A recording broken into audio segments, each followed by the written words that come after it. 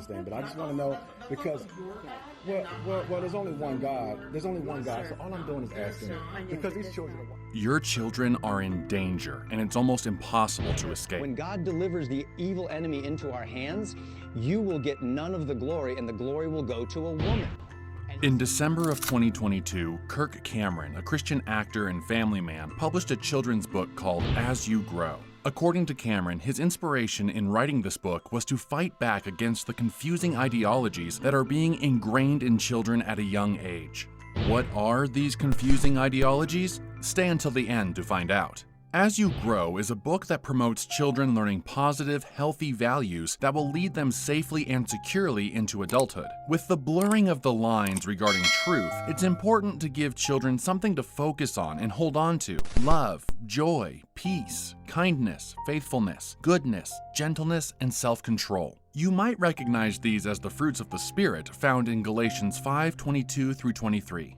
This is about shaping the hearts and minds and souls of the next generation of human beings. Kirk Cameron said this as his vision for the book's impact on American children. So if this is Kirk Cameron's mission, why is he being consistently denied when he tries to share it with the world? Now, many of you watching may have a Christian lens on this, but let's take God out of it for a second. Is teaching your kids the attributes from Galatians in any way harmful or biased in religion? The answer is no. Any decent person, regardless of whether they are a Christian or not, would be considered good by the masses if he or she had these attributes. But the fact that Kirk Cameron stands firmly in his Christian beliefs has caused this book to be viewed as bad, non-inclusive, and restrictive. Kirk Cameron and his publishing company, Brave Books, have reached out to over 50 libraries in an attempt to host an event for children where they will be exposed to his book, but they've been denied by every single one. Cameron has been consistently told that his message does not align with their vision, a vision of diversity and inclusivity.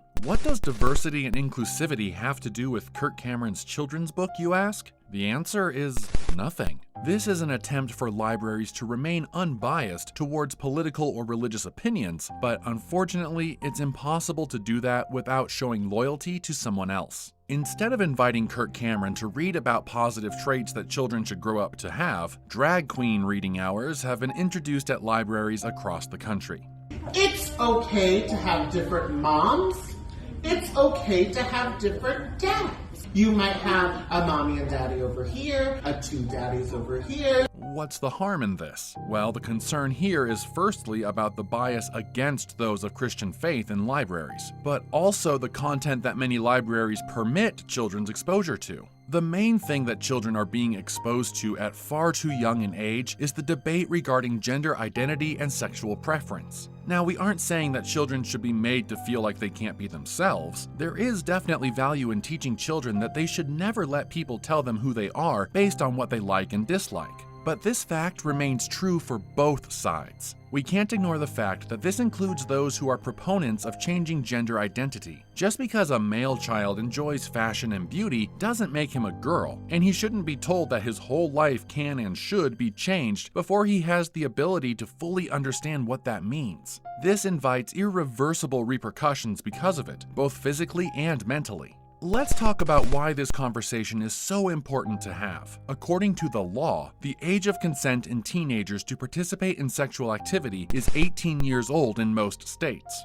This is because having an understanding of sex, its consequences, and how it can be potentially harmful is very difficult for children to grasp when they're young. The main cause of this is because of the risk of suggestibility. I know it's a big word, but let's talk about what it means. This means that because of brain development, or lack of it, in children, it's very easy for adults to persuade them to think and believe whatever the adult wants, including coercing them into sexual activity. This is not to say that children are stupid, but their brains literally aren't developed enough for it yet. This same thing applies to topics like gender identity and sexual preferences. Children's brains are simply not mature enough to grasp its meaning, consequences, and mental confusion that accompanies conversations like this. Even further than this, it's important for adults to understand how vulnerable children's minds are to suggestibility. Teaching them about a topic that they mentally can't grasp opens an extreme possibility for them to think they're transgender, gay, or anything else simply because an adult said that they were. It's a slippery slippery slope and should only be discussed with people that can mentally understand the topic and come to a conclusion about it on their own without outside intervention. You're probably asking yourself if there really is any mental confusion surrounding this. The answer is undoubtedly yes. The amount of identity problems that exist in teens are only rising to the point where it's causing a huge amount of mental health issues. The only thing we can do is wonder why it's happening. What's the common denominator? Teenage self-identity problems have become an increasingly problematic epidemic. When a child is consistently told what gender they are based on temporary definitions, it uproots their idea of self, leaving them to cope with the depression, anxiety, and stress that comes with not knowing who you are. Strict gender roles like this are extremely harmful to children, leaving them no consistent place to gain a sense of identity from. Do you like purses? Oh, you must be a woman. Oh, you like monster trucks and beards? You must be a man. When you establish gender identity according to changing things like personal preferences, you open the door to an identity crisis. It almost seems as though there's no room to enjoy things that are typically feminine or masculine without having to call your own gender into question.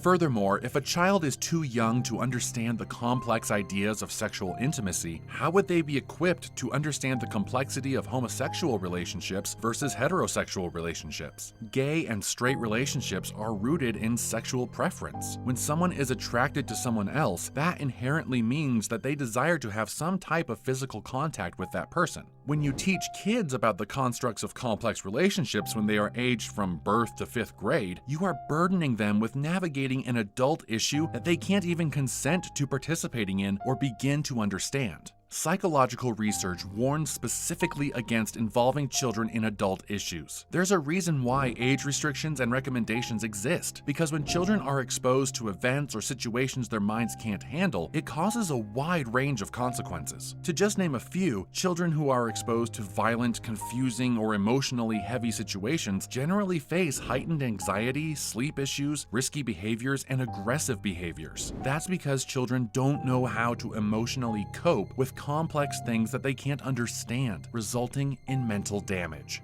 This is why it's so important for the focus on children during these library reading hours to be on things that children can grasp easily and will equip them to be functioning, healthy adults who will be able to make their own decisions. For example, Kirk Cameron's book promotes attributes of God to instill into children, but they are positive traits regardless of whether you're a Christian or not. You don't have to be a Christian to know that kindness, responsibility, and generosity are important things to learn as a child. God as the source of these things is just an added bonus. When our identity is rooted in God and what He says about us, it is unlikely to be changed or subject to confusion as children grow older. God tells us exactly who we are to Him through David's understanding of identity in Christ. Psalm 139:14. I praise you, for I am fearfully and wonderfully made. Wonderful are your works, my soul knows it very well. Like we said before, allowing temporary things to determine your permanent identity is extremely dangerous to try and navigate. God is unchanging, unwavering, and stays the same no matter what. That's why we believe God should be the one we listen to when considering our own identity, because it's something that we can hang on to forever. So, are we trying to say that libraries should be legally forced to promote Christian beliefs? No. But we are saying that denying someone who is attempting to put forth important, positive values in children just because of their religious background seems strange. It almost communicates the idea that you don't want children to learn good values, regardless of where they may come from. Trying to stay unbiased has quickly turned back into bias, and it shows.